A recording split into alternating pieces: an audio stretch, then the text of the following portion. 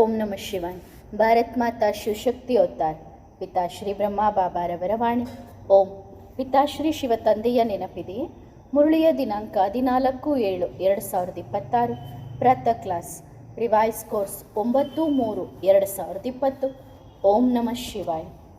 ಹೋಲಿ ಹಂಸ ಮಕ್ಕಳೇ, ಹೋಳಿ ಆಚರಿಸುವುದು ಎಂದರೆ ಮನಸ್ಸೆಂಬ ಮಂದಿರವನ್ನು ಪವಿತ್ರತೆಯ ಕಸಬರಿಕೆಯಿಂದ ಗುಡಿಸುವುದು. ಮೊದಲು ತನುವನ್ನಲ್ಲ, ಮನಸ್ಸನ್ನು ಪವಿತ್ರವನ್ನಾಗಿ ಮಾಡಿ. ಓಂ ನಮಃ ಶಿವಾಯ.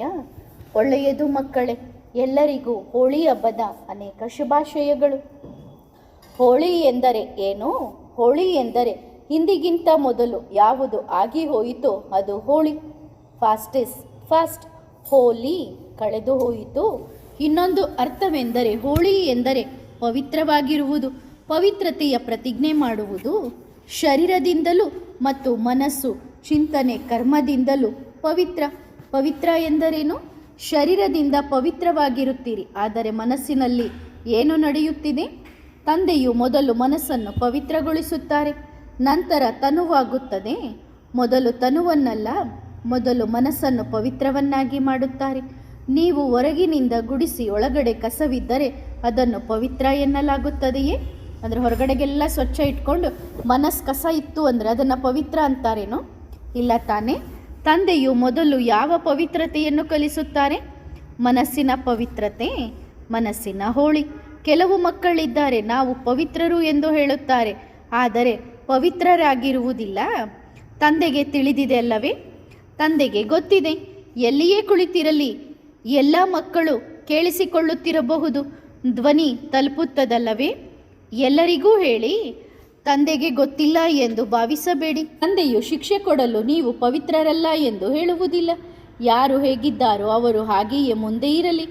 ಇಲ್ಲದವರು ತೋರಿಸಿಕೊಳ್ಳುವ ಅಗತ್ಯವಿಲ್ಲ. ಅದರಲ್ಲೂ ವಿಶೇಷವಾಗಿ ತಂದೆಯ ಮುಂದಂತೂ ಖಂಡಿತ ಬೇಡ. ತಂದೆಯ ಮುಂದೆ ಕುಳಿತು ನಾವು ಪವಿತ್ರರು ಎಂದು ಹೇಳುತ್ತೀರಿ, ಆದರೆ ಒಳಗಡೆ ಏನು ನಡೆಯುತ್ತಿದೆ? ಆದ್ದರಿಂದ ಏನು ಮಾಡಬೇಕು? ತಂದೆ ಕುಳಿತಿದ್ದಾರೆ. ಮೊದಲು ಮನಸ್ಸನ್ನು ಗುಡಿಸಿ. ಹೋಳಿ ಎಂದರೆ ಮನೆಯನ್ನು ಕುಳಿಸುತ್ತೇವಲ್ಲವೇ? ಹಾಗಾದರೆ ಈ ಮನಸ್ಸು ಏನು? ಮಂದಿರ. ಮನಮಂದಿರದಲ್ಲಿ ಪವಿತ್ರತೆಯ ಹೋಳಿ ಆಚರಿಸಿ, ಅಂದರೆ ಪವಿತ್ರತೆಯ ಕಸಬರಿಕೆಯಿಂದ ಗುಡಿಸಿ, ಮತ್ತು ಅದರ ನಂತರ ಮನಸ್ಸು ಪವಿತ್ರವಾದಾಗ ತನುವು ಆಗುತ್ತದೆ. ಕೆಲವು ಮಕ್ಕಳು ಹೇಳುತ್ತಾರೆ, ನಾವು ತನುವಿನಿಂದ ಪವಿತ್ರರಾಗಿದ್ದೇವೆ ಮತ್ತು ಮನಸ್ಸಿನಿಂದ ಏನಾಗಿದ್ದೀರಿ? ಮನಸ್ಸಿನಿಂದಲೂ ಪವಿತ್ರರಾಗಬೇಕು. ಅದನ್ನು ಸತ್ಯವಾದ ಹೋಳಿ ಆಚರಿಸುವುದು ಎನ್ನಲಾಗುತ್ತದೆ. ಸ್ವಚ್ಛವಾದ ಶರೀರಕ್ಕೆ ಸಾಹೇಬನು ಒಲಿಯುತ್ತಾನೆ ಎಂದು ಎಂದಾದರೂ ಹೇಳಲಾಗಿದೆಯೇ? ಹೇಳಿ ನೋಡೋಣ. ಸತ್ಯವಾದ ಮನಸ್ಸಿದ್ದಲ್ಲಿ ಸತ್ಯವಾದ ಹೃದಯಕ್ಕೆ ಸಾಹೇಬನು ಒಲಿಯುತ್ತಾನೆ ಎಂದು ಹೇಳಲಾಗಿದೆ. ಸ್ವಚ್ಛವಾದ ಶರೀರಕ್ಕೆ ಸಾಹೇಬನು ಹೇಗೆ ಒಲಿಯುತ್ತಾನೆ? ಶರೀರ ಹೇಗಿದ್ದರೂ ಪರವಾಗಿಲ್ಲ, ಆದರೆ ಹೃದಯ ಹೇಗಿರಬೇಕು? ಸ್ವಚ್ಛವಾಗಿರಬೇಕು. ಸ್ವಚ್ಛವಾದ ಹೃದಯ ಮತ್ತು ತಂದೆಗೆ ಏನು ಬೇಕು? ಸತ್ಯವಾದ ಹೃದಯ ಸತ್ಯವಾಗಿದ್ದರೆ ಇಷ್ಟಾರ್ಥ ಸಿದ್ಧಿಸುತ್ತದೆ. ತಂದೆ ಇದ್ದಾರಲ್ಲವೇ? ತಂದೆ ಬಹಳ ಭೋಲಾ ಆಗಿದ್ದಾರೆ. ಭೋಲಾ ಜೊತೆಗೆ ಬಹಳ ಚತುರರೂ ಆಗಿದ್ದಾರೆ. ಯಾವ ಮಕ್ಕಳು ಚತುರತೆಯಿಂದ ಮಾತನಾಡುತ್ತಾರೋ ಅವರು ಅವರಿಗಿಂತಲೂ ಹೆಚ್ಚು ಚತುರತೆಯಿಂದ ಮಾತನಾಡುತ್ತಾರೆ. ತಂದೆಗೆ ಏನೂ ತಿಳಿದಿಲ್ಲ ಎಂದು ಅವರಿಗೆ ಅನಿಸುತ್ತದೆ. ತಂದೆಯು ಅವರಿಗಿಂತ ಒಂದು ಹೆಜ್ಜೆ ಮುಂದೆ ಹೋಗಿ ಹೇಳಿದ್ದಾರೆ ಎನ್ನುವುದು ಅವರಿಗೆ ಗೊತ್ತಿಲ್ಲ. ಆದ್ದರಿಂದ ಈ ವಿಷಯದ ಬಗ್ಗೆ ವಿಶೇಷ ಗಮನವಿರಲಿ. ಇಲ್ಲಿ ಕುಳಿತಿರಲಿ ಅಥವಾ ದೂರ ಕುಳಿತಿರಲಿ, ತಂದೆಯಷ್ಟು ಚತುರ ಸುಜಾನರು ಯಾರೂ ಇರಲು ಸಾಧ್ಯವಿಲ್ಲ. ತಮ್ಮನ್ನು ತಾವು ಚತುರರೆಂದು ಭಾವಿಸುತ್ತಾರೆ. ಕೆಲವು ಮಕ್ಕಳು ದೂರ ಕುಳಿತು ಹೇಳುತ್ತಾರೆ, ಅಲ್ಲೇನೋ ನಡೆಯುತ್ತಿದೆ ಎಂದು ಗೊತ್ತಿಲ್ಲ ಎಂದು. ನಾವು ನೋಡುತ್ತೇವೆ, ನಿಮ್ಮ ಬಾಬಾ ಯಾರು ಎಂದು ನಮ್ಮೊಂದಿಗೆ ಎದುರಿಸಲಿ ಎಂದು. ಸರಿ, ಹಾಗಾದರೆ ಬನ್ನಿ. ನೋಡಿ ಮಕ್ಕಳೇ, ಇದು ಜ್ಞಾನ ಮಾರ್ಗ ಮತ್ತು ಜ್ಞಾನ ಮಾರ್ಗದಲ್ಲಿ ನಮ್ಮ ತಂದೆ ಜ್ಞಾನ ಸಾಗರ ನಮ್ಮ ಜೊತೆಗಿದ್ದಾರೆ. ಜ್ಞಾನ ಸಾಗರ ನಮ್ಮ ಜೊತೆಗಿರುವಾಗ ಒಂದು ಪುಟ್ಟ ಕೀಲಿಕೈ ನಮ್ಮ ಬಳಿಯೂ ಇದೆ ಅಲ್ಲವೇ? ಮತ್ತು ಆ ಕೀಲಿಕೈ, ಆ ಖಜಾನೆ ತಂದೆಯ ಮಕ್ಕಳ ಬಳಿಯೂ ಇದೆ, ಎಲ್ಲರ ಬಳಿಯೂ ಇದೆ ಅಲ್ಲವೇ? ಖಜಾನೆ ಇದೆ ಅಲ್ಲವೇ? ಹೌದು. ನನ್ನ ಬಾಬಾ ನನ್ನ ಜೊತೆಯಲ್ಲೇ ಇರುತ್ತಾರೆ. ಯಾರೇ ಏನೇ ಹೇಳಲಿ ನಾವು ನೋಡುತ್ತೇವೆ ಅಥವಾ ನಾವು ನೋಡುತ್ತಿದ್ದೇವೆ ನಿಮ್ಮ ಬಾಬಾ ಹೇಗಿದ್ದಾರೆ ಎಂದು ಆಗ ಹೇಳಿ, ಅವರು ನಿಮ್ಮ ಬಾಬಾ ಕೂಡ ಆಗಿದ್ದಾರೆ. ಯಾರು ತಂದೆಯ ಬಳಿ ಕುಳಿತಿದ್ದಾರೋ ಮತ್ತು ಯಾರು ಕುಳಿತಿಲ್ಲವೋ ಬಾಬಾ ಎಲ್ಲರಿಗೂ ಸೇರಿದವರು. ಅದಕ್ಕಾಗಿಯೇ ಹೇಳುತ್ತಾರೆ, ಭಕ್ತಿ ಮಾರ್ಗದಲ್ಲಿ ತೋರಿಸುವಂತೆ ಶಿಶುಪಾಲನ 101 ತಪ್ಪುಗಳಾದಾಗ ಸ್ವಯಂ ಆಗಿ ಅವನ ಲೆಕ್ಕಾಚಾರವು ಮುಂದೆ ಬರುತ್ತದೆ. ನಂತರ ಯಾವ ಚಕ್ರ ಹೊರಬಂತು? ಸುದರ್ಶನ ಚಕ್ರ. ನಂತರ ಕಲ್ಯಾಣ ಮಾಡಿಯೇ ವಾಪಸ್ ಬಂತು. ಏನು ಮಾಡಿ? ಅದರಲ್ಲಿ ಶರೀರದ ಬಗ್ಗೆ ತೋರಿಸಲಾಗಿದೆ, ಆದರೆ ಇಲ್ಲಿ ಆತ್ಮದ ಕಲ್ಯಾಣವಿದೆ. ಸರಿ ತಾನೆ ಅಲ್ಲವೇ ಮಕ್ಕಳೇ? ಹಾಗಾದರೆ ತಂದೆಯು ಏನು ಮಾಡಲು ಬಂದಿದ್ದಾರೆ? ಶರೀರದ ಮತ್ತು ಆತ್ಮದ ಇಬ್ಬರ ಕಲ್ಯಾಣವನ್ನು ಮಾಡಲು ಬಂದಿದ್ದಾರೆ. ಸಮಯ ಹತ್ತಿರ ಬಂದಿದೆ. ಆತ್ಮದ ಕಲ್ಯಾಣವೂ ಆಗುತ್ತಿದೆ ಮತ್ತು ಶರೀರದ ಕಲ್ಯಾಣವೂ ಆಗಲಿದೆ. ಈಗ ಅಂತಹ ಸಮಯ ಬರಲಿದೆ. ಈಗ ಬಣ್ಣದ ಹೋಳಿ ಆಡುತ್ತಿದ್ದೀರಿ. ಸ್ವಲ್ಪ ಸಮಯದ ನಂತರ ರಕ್ತದ ಹೋಳಿ ಆಡುತ್ತಾರೆ. ರಕ್ತದ ಹೋಳಿ ಎಲ್ಲಿ ಕುಡಿಯಲು ನೀರಿರುವುದಿಲ್ಲವೋ ಅಲ್ಲಿ ರಕ್ತವಿರುತ್ತದೆ. ಕುಡಿದರೂ ಸಾಯುತ್ತಾರೆ, ಕುಡಿಯದಿದ್ದರೂ ಸಾಯುತ್ತಾರೆ. ಅಂತಹ ದೃಶ್ಯ ಈಗ ಬಹಳ ಹತ್ತಿರ ಬರಲಿದೆ. ಆದ್ದರಿಂದ ನನ್ನ ದೇಹಿ ಅಭಿಮಾನಿ ಸ್ಥಿತಿ ಹೇಗಿದೆ ಎಂದು ಪರೀಕ್ಷಿಸಿಕೊಳ್ಳಿ. ನಾನು ಪಕ್ಕ ಆತ್ಮನಾಗಿ ಕುಳಿತುಕೊಳ್ಳುತ್ತೇನೆಯೇ ಅಥವಾ ನನ್ನ ಬುದ್ಧಿಯೋಗವು ಎಲ್ಲಿಯಾದರೂ ಯಾರೆಲ್ಲಾದರೂ ಸಿಲುಕಿಕೊಂಡಿದೆಯೇ? ಸಿಲುಕುವುದು ಎಂದರೇನು? ಪರೀಕ್ಷಿಸಿಕೊಳ್ಳಿ. ಸಿಲುಕುವುದು ಎಂದರೆ ನ್ಯಾರ ಆಗದಿರುವುದು. ನ್ಯಾರ ಎಂದರೆ ನೀವು ಅವರಿಂದ ದೂರ ಸರಿಯುವುದು ಅಥವಾ ಜಗಳವಾಡಿ ದೂರ ಹೋಗುವುದಲ್ಲ. ಇದನ್ನು ನ್ಯಾರ ಎನ್ನಲಾಗುವುದಿಲ್ಲ. ಪ್ರೀತಿಯಿಂದ ನ್ಯಾರ ಆಗುವುದು. ಪ್ಯಾರ ಮತ್ತು ನ್ಯಾರ ಎರಡು. ನಮ್ಮ ಬಾಬಾ ಹೇಗಿದ್ದಾರೆ? ಯಾರು ಅವರನ್ನು ಭೇಟಿಯಾಗುತ್ತಾರೋ ಮತ್ತು ಯಾರು ಭೇಟಿಯಾಗುವುದಿಲ್ಲವೋ, ಯಾರಿಗೆ ಅವರ ಗುರುತಿದೆಯೋ ಪ್ರತಿಯೊಬ್ಬ ಆತ್ಮವು ಏನು ಯೋಚಿಸುತ್ತದೆ?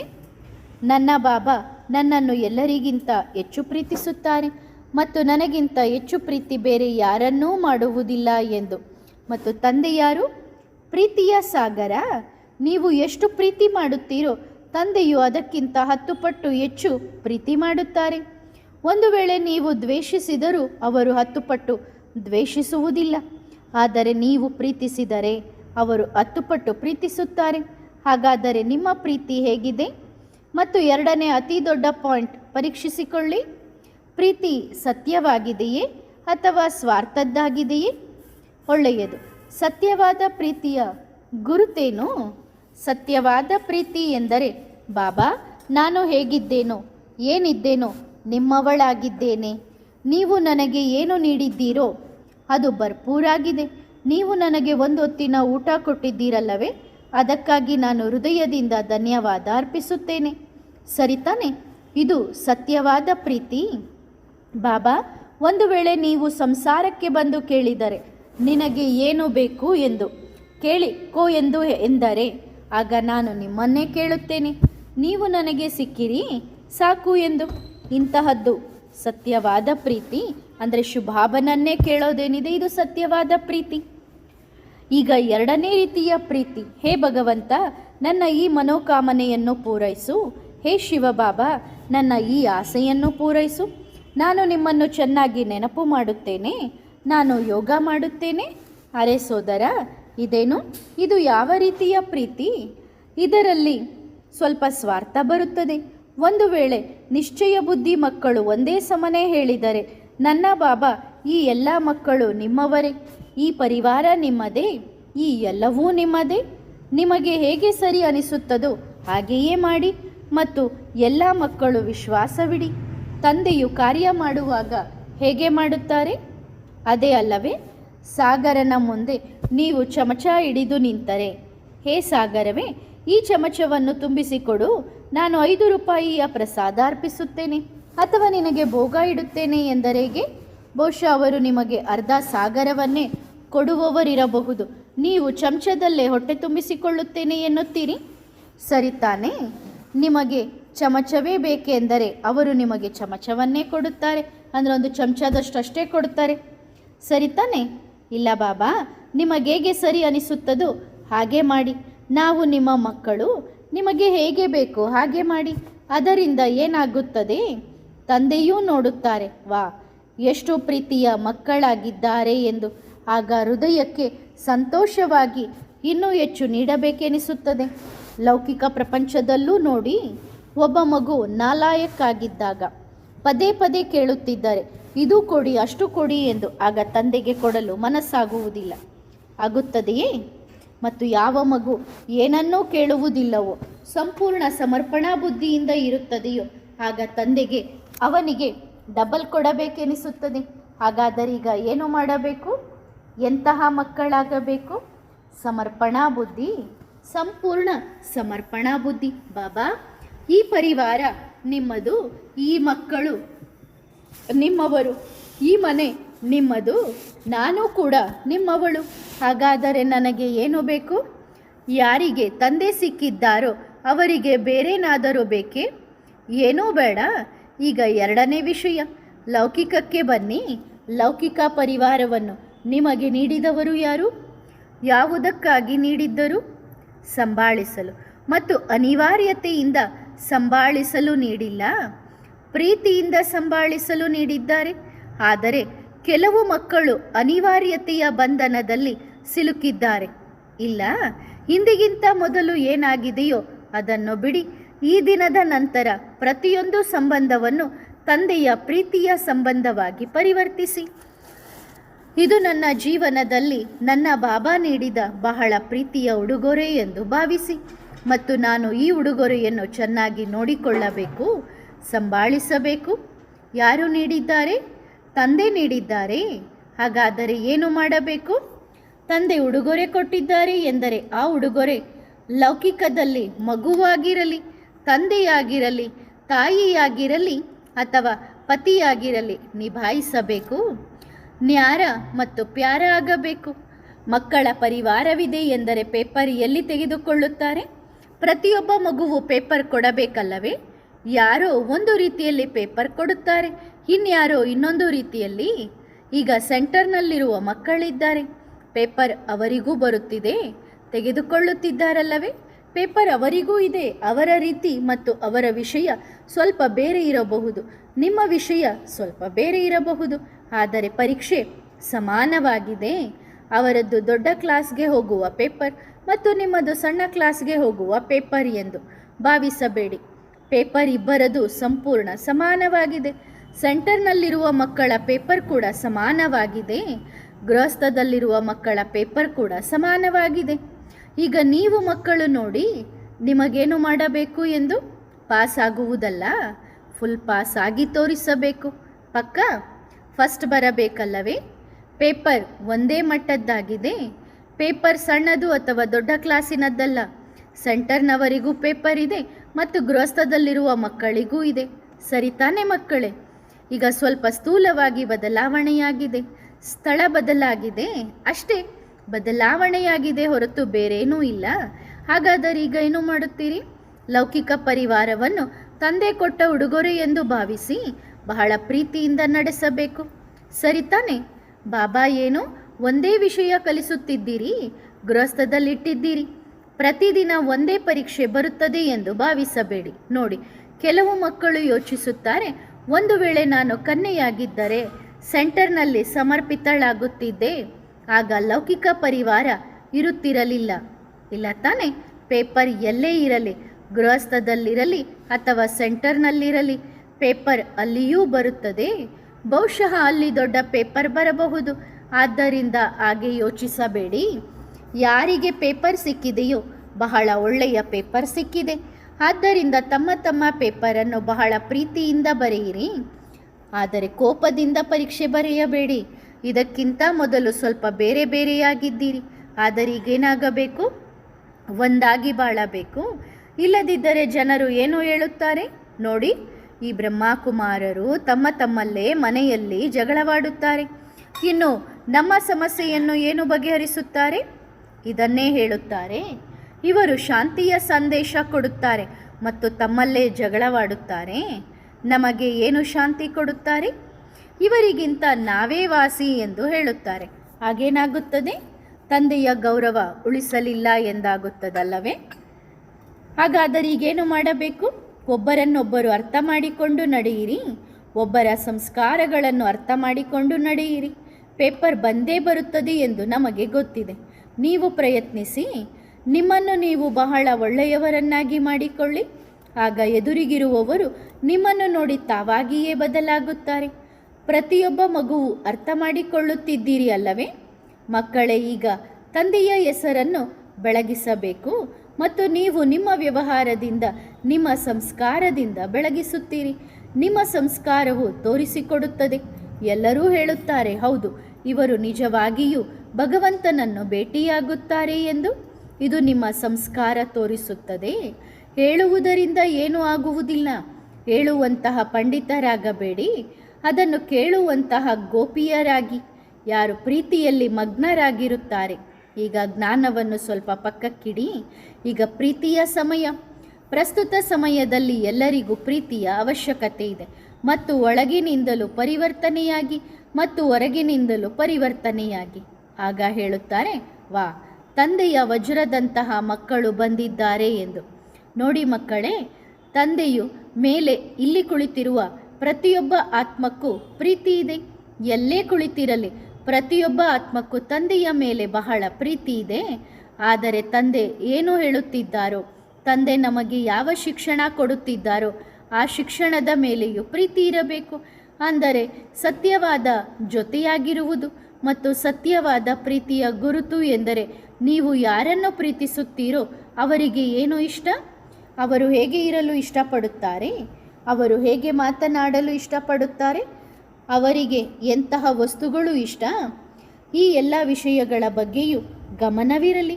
ನೀವು ಕೇವಲ ಒಬ್ಬ ವ್ಯಕ್ತಿಯನ್ನು ಅಥವಾ ಒಬ್ಬ ಆತ್ಮನನ್ನು ಪ್ರೀತಿಸುತ್ತೀರೋ ಅಥವಾ ಅವರ ಗುಣಗಳನ್ನು ಪ್ರೀತಿಸುತ್ತೀರೋ?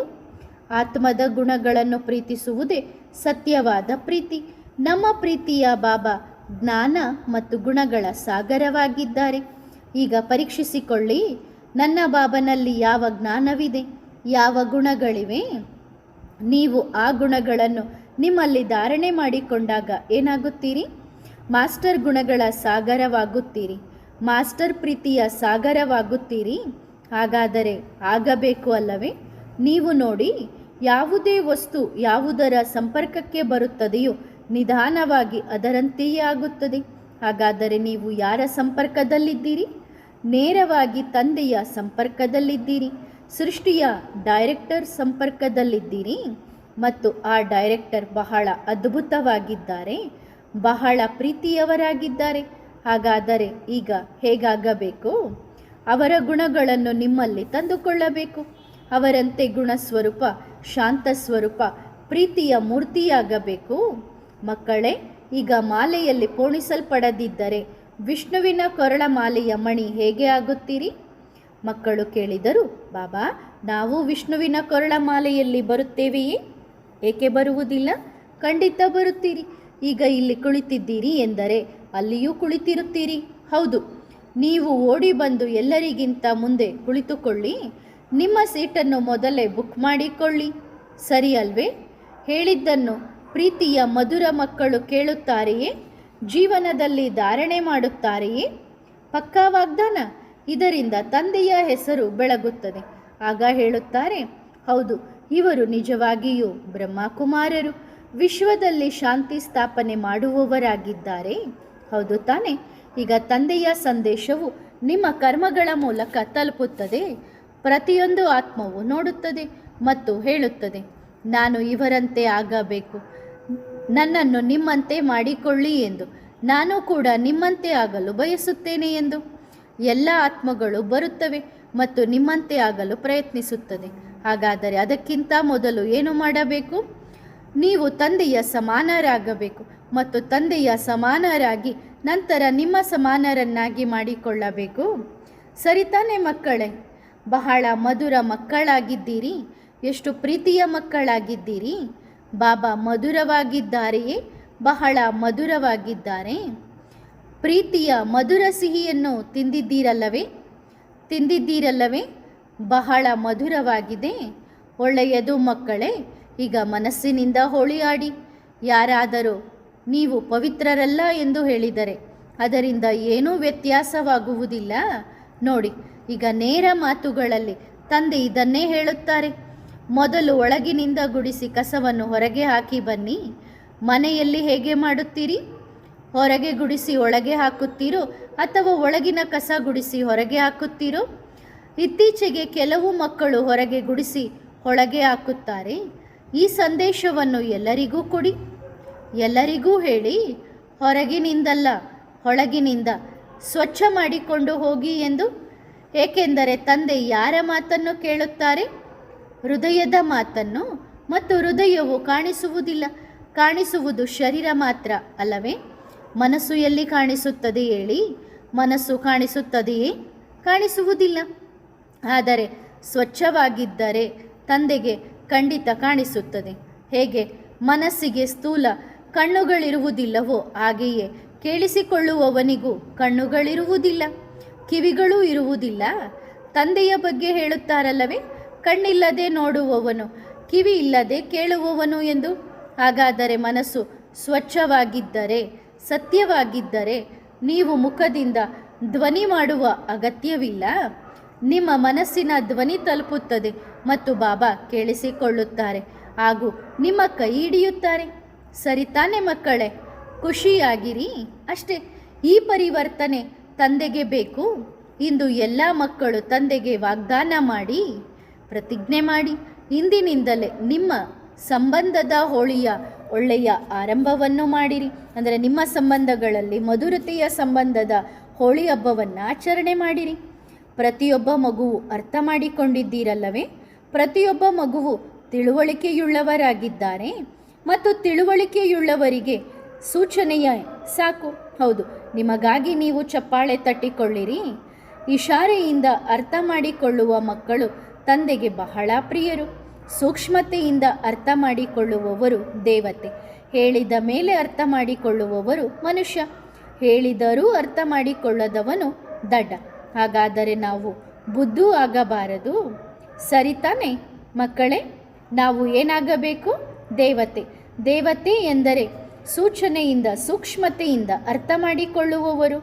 ಮತ್ತು ದೇವತೆ ಎಂದರೆ ಕೊಡುವವರು, ಎಲ್ಲ ರೀತಿಯಿಂದಲೂ ಕೊಡುವವರು. ಮನಸ್ಸಿನಿಂದ ಪವರ್ಫುಲ್ ಸಕಾಶ್ ಕೊಡುವವರು, ಮುಖದಿಂದ ಜ್ಞಾನ ಕೊಡುವವರು. ಹೌದು ತಾನೇ? ತಂದೆಯು ವರ್ತಮಾನ ಸಮಯದ ದೇವತೆಯ ಬಗ್ಗೆ ಹೇಳುತ್ತಿದ್ದಾರೆ.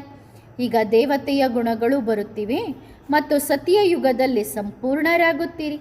ವರ್ತಮಾನ ಸಮಯದಲ್ಲಿ ಬುದ್ಧಿಯಲ್ಲಿ ಒಂದು ವಿಷಯವನ್ನು ಫಿಟ್ ಮಾಡಿಕೊಳ್ಳಿ, ತೆಗೆದುಕೊಳ್ಳುವವರು ಆಗಬಾರದು. ದೇವತೆ ಕೊಡುವವರು ಆಗುತ್ತಿದ್ದೀರಿ ಅಲ್ಲವೇ? ಸರಿತಾನೆ ಮಕ್ಕಳೇ? ಒಳ್ಳೆಯದು ಮಕ್ಕಳೇ. ಈಗ ಎಲ್ಲರಿಗೂ ಹೋಳಿಯ ತಿಲಕ ಹಚ್ಚೋಣವೇ? ಚೆನ್ನಾಗಿದ್ದೀರಲ್ಲವೇ ಮಕ್ಕಳೇ? ಸೇವೆಗಾಗಿ ಸಿದ್ಧರಿದ್ದೀರಾ?